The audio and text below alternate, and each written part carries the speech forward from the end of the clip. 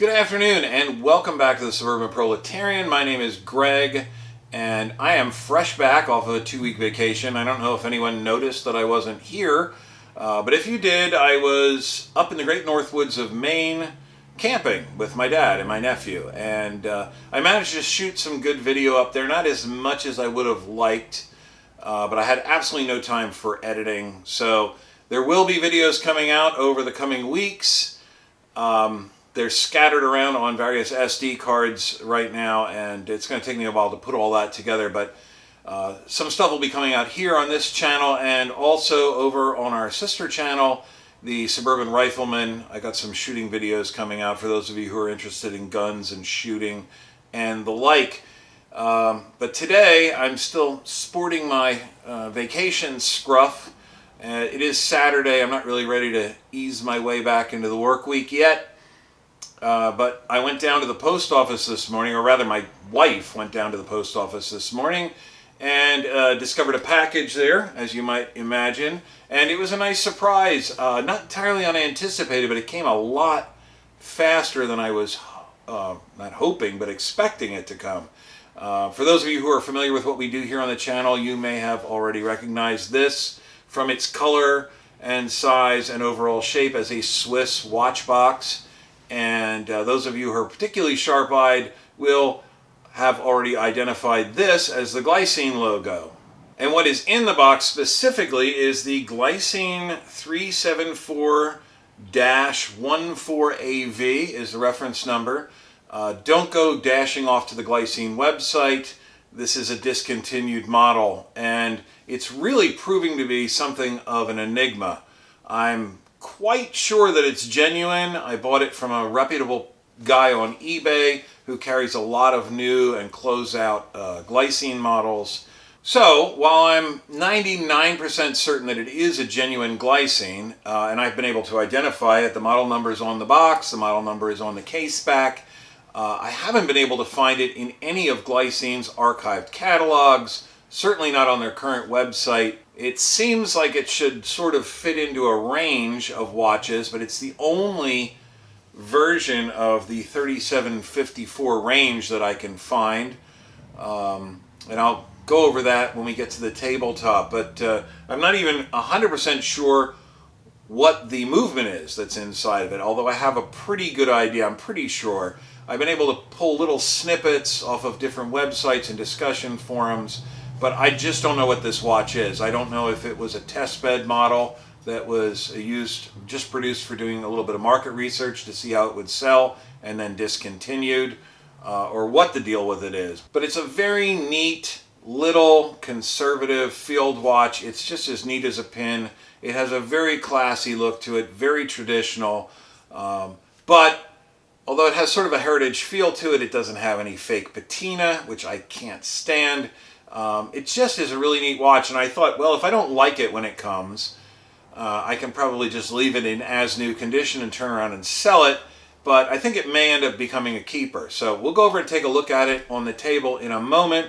But before we go take a look at the new Glycine, it is, of course, time to do the obligatory wristwatch check, and today I am wearing my Deep Blue Sundiver 3. As the name implies, it is the third model in Deep Blue Sundiver series. As a matter of fact, I think it's the final iteration in the Sundiver series. I don't believe there is a Sundiver in Deep Blue's current catalog.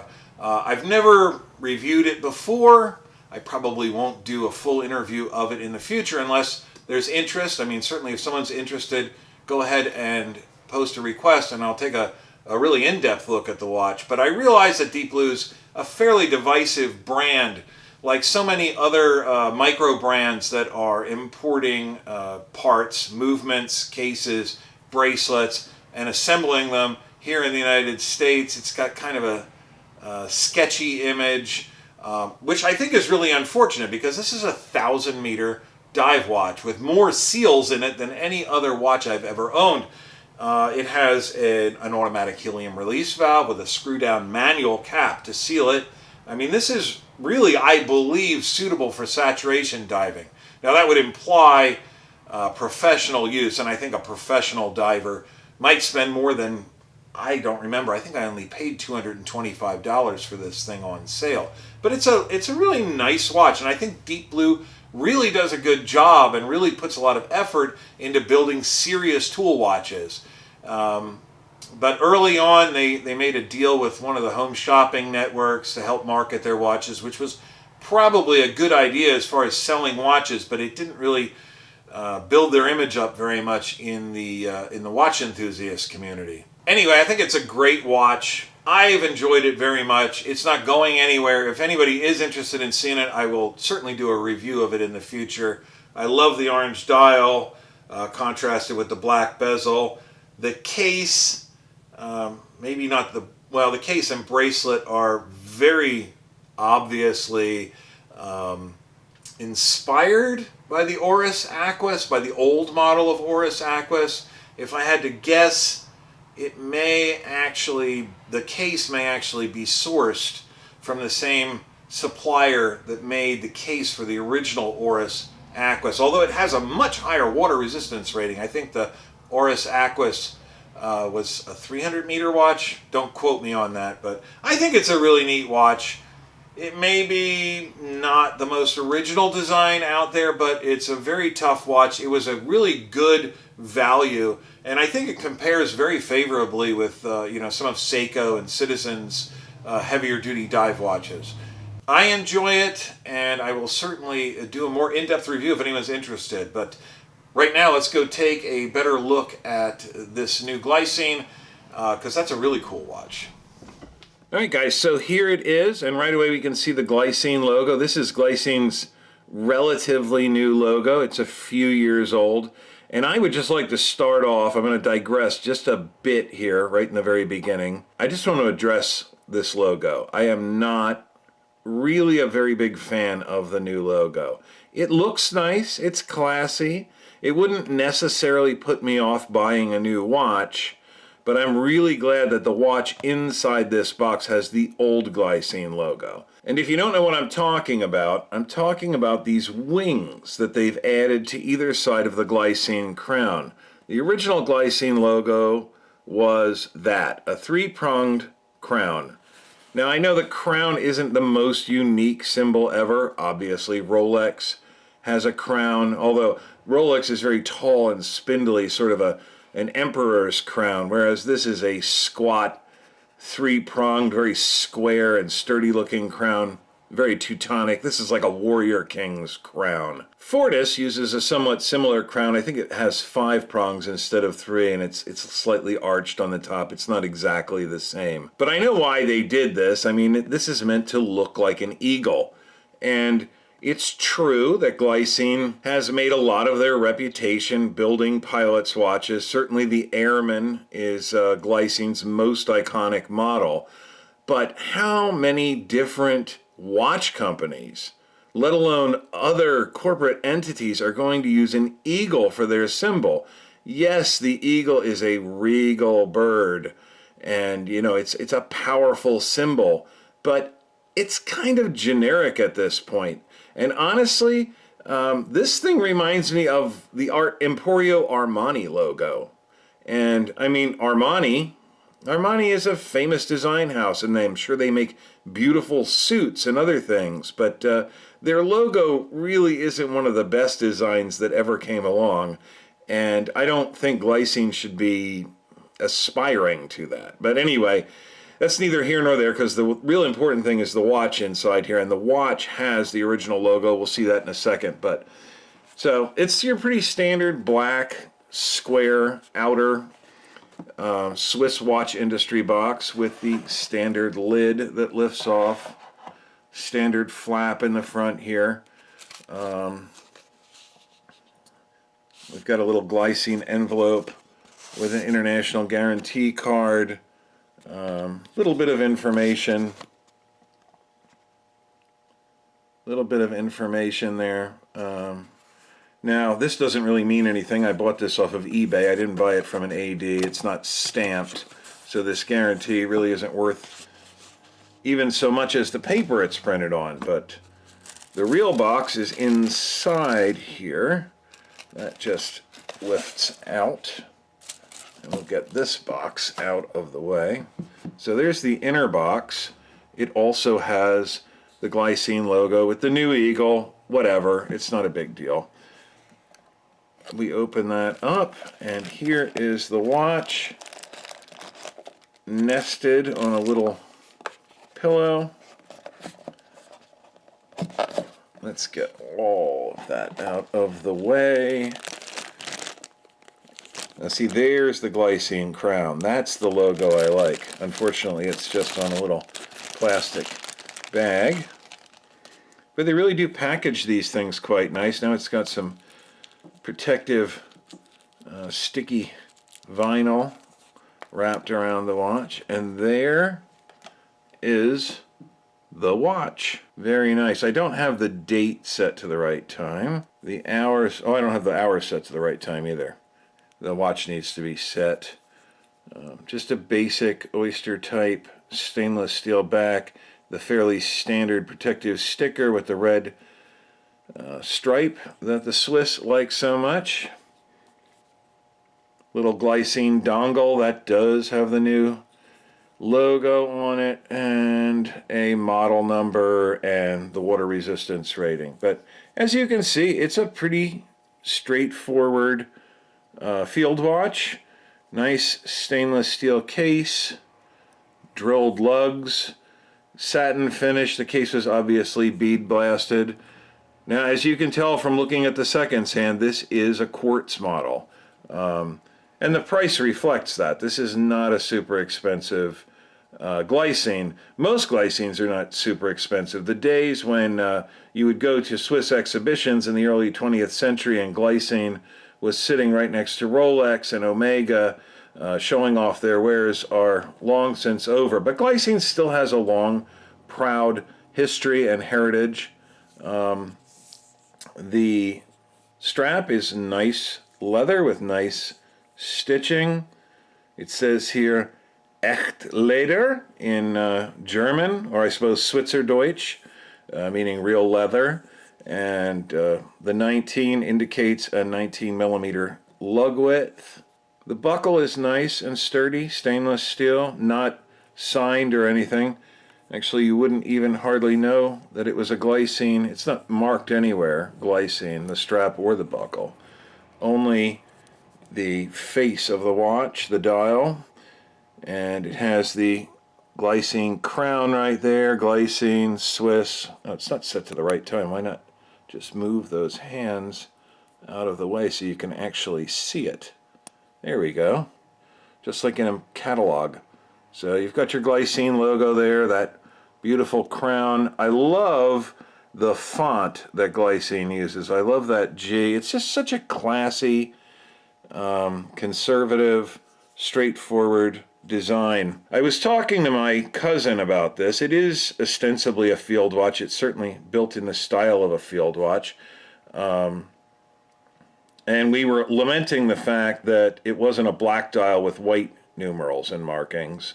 That would have been a little bit cooler, but I don't think that a white on black version of this watch ever existed. I can't even find any real official record that this model exists. So I have to imagine this was sort of an experimental thing or very limited production run, but there's literally almost no documentation out there regarding this watch. But it's just a nice little watch, and it is little. You're looking at 36 millimeters in diameter, which is, you know, that's pretty darn small. By 20th century standards, that was a standard size. As a matter of fact, here is an actual a case from an actual U.S. military field watch, presumably made by Bulova or Elgin or something. I think these cases were pretty generic, and the contractors that manufactured watches for the United States military just cased their movements up in these standard cases. But the Glycine's actually positively big compared to this World War II vintage U.S. field watch case. So I don't find that 36 millimeters is too small for me.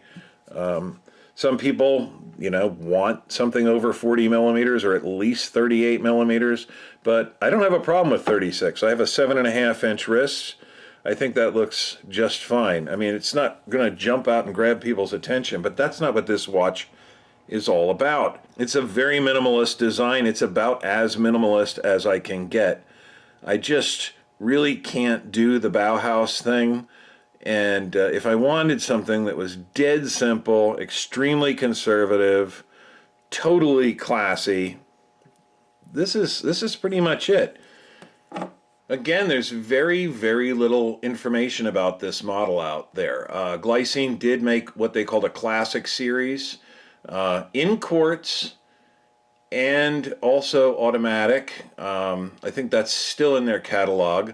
Those were a little bit bigger than this. They were well, actually, they were quite a bit bigger than this. They were 42 millimeters in diameter. They followed the standard field watch style, but it had an applied logo and applied indices with a little bit of metallic highlighting on them, I believe. Date windows that didn't have this little square frame around them. I know a lot of people don't like these framed date windows. I actually kind of like it. I think that just a rectangular hole in a white dial with the date on a white background looks a little too Spartan for my taste. I like that little surround. The movement, it's difficult to say. I believe that this has a Glycine GL 801 caliber quartz movement in it. And as near as I can tell, but I don't know that for a fact, I did see some reference to this watch. I saw some reference to the movement. The GL 801 movement from Glycine is, in fact, as you might have guessed, a rebranded ETA. In fact, the 955.112. It's the same movement that's in my Certina DS First, which I reviewed several times. The ETA 955.112 is a great movement. It was a replacement for the 955.114. They've been in production for a very, very long time. They tend to be very accurate. Of course, I've just got this watch today, so I have had absolutely no chance to check the timekeeping capabilities. But I'm familiar enough with these movements to go out on a limb and guess that it's probably running, just off the top of my head, 0.3 of a second per day fast. Maybe less, maybe closer to 1/10 of a second fast. These basic ETA movements are extremely reliable, they're extremely consistent, and they tend to be extremely accurate. The dial, actually, on camera here, as I look at the screen, it looks like it's off-white, but it really isn't. It's quite a bright white. One thing I have a real problem with nowadays, when companies like Glycine or really anybody introduce heritage-style watches. I mean, this watch is clearly meant to emulate a mid-20th century field watch, the size, the style, everything. They tend to want to crap things up by adding some fake patina. And there is no fake patina on this. It's styled the right way, but it looks brand new, exactly as a watch would have looked in World War II. It wouldn't have come out of the factory all faded and discolored, and I like that. It's just a great, clean, conservative, extremely, I think, classy looking watch. So there it is, 19 millimeter lug width. It's either 42 or 44 millimeters lug to lug. Let me double check that. 42 millimeters lug to lug, 36 millimeter diameter. I bought this watch thinking that I might sell it, and I really don't think I will. I mean, this is just too versatile a watch. Very clean, very classy. I don't know, I just like it. So I don't think there's much else I can say about it. Let's go wrap this thing up. All right, so that was the Glycine Model 3754. Again, it's a really cool little mid-20th century field watch styled watch. Very reasonable size at 36 millimeter. Glycine has a tradition of building larger watches, 40 millimeters and above. And this really harks back to the earlier days of Glycine when they were competing directly against the likes of Rolex and Omega. Certainly they're not in that class anymore, but I got this watch for $79 shipped from eBay, which was just a remarkable value. I had no intention of buying a Glycine. I was checking my own auctions on eBay, and I got one of those suggestions. Perhaps you'd be interested in this. And usually it's some Michael Kors or Emporio Armani crappy fashion watch. And I saw Glycine and I said, oh, that's kind of a nice looking little watch. And then I saw the price and I did a double take. And it didn't take me very long to click the buy button. I'm glad I did. I did suspect when I bought it that if I didn't like it, I might just turn around, keep it in as new condition, turn around, flip it when the guy who's selling them currently runs out of inventory, maybe even make a couple bucks. But I really think I'm going to keep this watch. It's conservative, it's classic, it's reserved, it's in very good taste. It's everything you could want in a classically styled Swiss watch. It is a field watch, which I guess kind of pushes it over towards the steel sports spectrum, but because of its small size and the very conservative black leather band, I really feel like you could wear this watch almost anywhere. Probably wouldn't look great with a tuxedo, but I mean, you could wear this among any company and nobody's really going to look down on your watch. Its construction is humble. It does have a quartz movement. It does have a mineral glass crystal. It's definitely not a luxury watch, but it's a really cool watch from a old line Swiss company with a pretty cool history. For 79 bucks, how could you possibly go wrong? It is just a really cool little watch. So anyway, I hope you enjoyed this video. If you did, please go ahead and click the like button down below. If you hated it, go ahead and click the dislike button down below.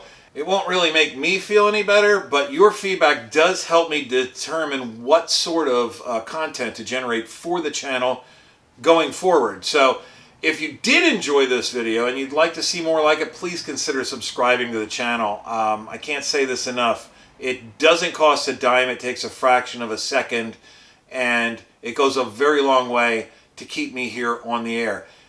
You can always unsubscribe. If you decide you don't like me in the future, you should feel an obligation to unsubscribe. If I suck, I don't have any place here.